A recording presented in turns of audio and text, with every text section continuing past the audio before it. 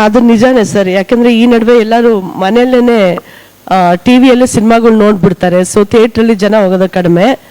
Darshan sir ಬಗ್ಗೆ ಏನು ಹೇಳೋದು ಅಂತಂದ್ರೆ, ನನಗೆ ಪರ್ಸ್ನಲಿ ಅವರು ನನಗೆ ಗೊತ್ತಿಲ್ಲ. ನಾನು ಸಿನಿಮಾದಲ್ಲಿ ನೋಡಿದ್ದೀವಿ, ಒಂದು ಸಿನಿಮಾದಲ್ಲಿ ಆ್ಯಕ್ಟ್ ಮಾಡಿದ್ದೀನಿ, ಆಮೇಲೆ ಕೆಡ್ಡ ಅನ್ನೋ ಸಿನಿಮಾದಲ್ಲಿ ಸ್ಟಾರ್ಟಿಂಗ್ ಅವ್ರು ಮಾಡಿದ್ದೆ ನನ್ನ ಜೊತೆ. ಸೊ ಹಾಗಾಗಿ ಆ್ಯಸ್ ಎ ಆ್ಯಕ್ಟರ್ ನಮಗೆಲ್ಲರಿಗೂ ನಾನು ಅವ್ರ ಅಭಿಮಾನಿನೇ.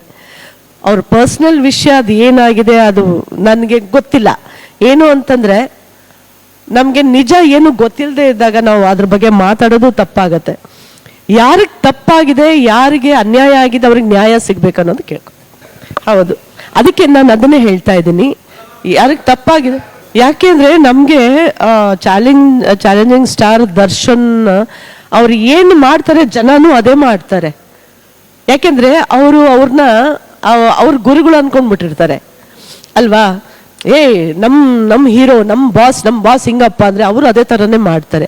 ಅದಕ್ಕೆ ನಾವು ಯಾವಾಗ್ಲೂ ಸಮಾಜದಲ್ಲಿ ಒಂದು ಮಾದರಿ ಆಗಿರಬೇಕು. ಅವರು ಎಷ್ಟು ಹೆಸರು ಮಾಡಿದ್ದಾರೆ ಅಂದರೆ ದರ್ಶನ್ ಸರ್ ಅವರು, ಇಂಥದಕ್ಕೆಲ್ಲ ಅವರು ಇನ್ವಾಲ್ವ್ ಆಗಬಾರ್ದು ಅಂತ ಇತ್ತು. ಬಟ್ ಆಗೋಗಿದ್ದಾರೆ. ಅದನ್ನು ನಾವೇನು ಮಾಡೋಕ್ಕಾಗಲ್ಲ. ಸರಿಪಡಿಸ್ಬೇಕು ಅಂತಂದರೆ ಅದು ನಿಜವಾಗ್ಲೂ ಅವ್ರು ಏನು ತಪ್ಪು ಮಾಡಿಲ್ಲ ಅಂತಂದರೆ ಖಂಡಿತ ದೇವ್ರು ಅವ್ರ ಜೊತೆ ಬಿಡೋದಿಲ್ಲ. ಆಮೇಲೆ ಫ್ಯಾನ್ಸ್ ಅವರ ಬ್ಲೆಸ್ಸಿಂಗ್ಸ್ ಅಂತೂ ಇದ್ದೇ ಇರುತ್ತೆ ಅವರಿಗೆ. ಖಂಡಿತ ಅವ್ರು ಆಚೆ ಬಂದೇ ಬರ್ತಾರೆ ಒಂದು.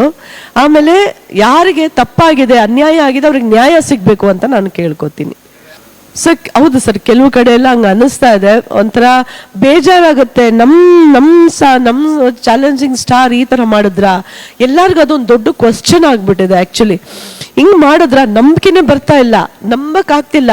ಅವ್ರನ್ನ ಟಿ ವಿಯಲ್ಲಿ ನೋಡಿದ್ಮೇಲೆ ಅನ್ನಿಸ್ತಾ ಇದೆ, ದರ್ಶನ ಹಿಂಗೆ ಮಾಡಿದ್ರ. ಅದಿನ್ನ ಪ್ರೂಫ್ ಆಗಿಲ್ಲ, ಇನ್ನು ಪ್ರೂವ್ ಎಲ್ಲ ಆಗೋದಕ್ಕೆ ಸ್ವಲ್ಪ ಟೈಮ್ ತಗೊಳುತ್ತೆ. ಅಲ್ಲಿವರೆಗೂ ನಾವು ದೇವ್ರ ಹತ್ರ ಒಂದೇ ಕೇಳ್ಕೊಳ್ಳೋದು ಸರ್, ಎಲ್ಲಿ ಅನ್ಯಾಯ ಆಗಿದೆ ಅವ್ರಿಗೆ ನ್ಯಾಯ ಸಿಗಬೇಕು ಅಂತ ಕೇಳ್ಕೊತೀನಿ ಅಷ್ಟು.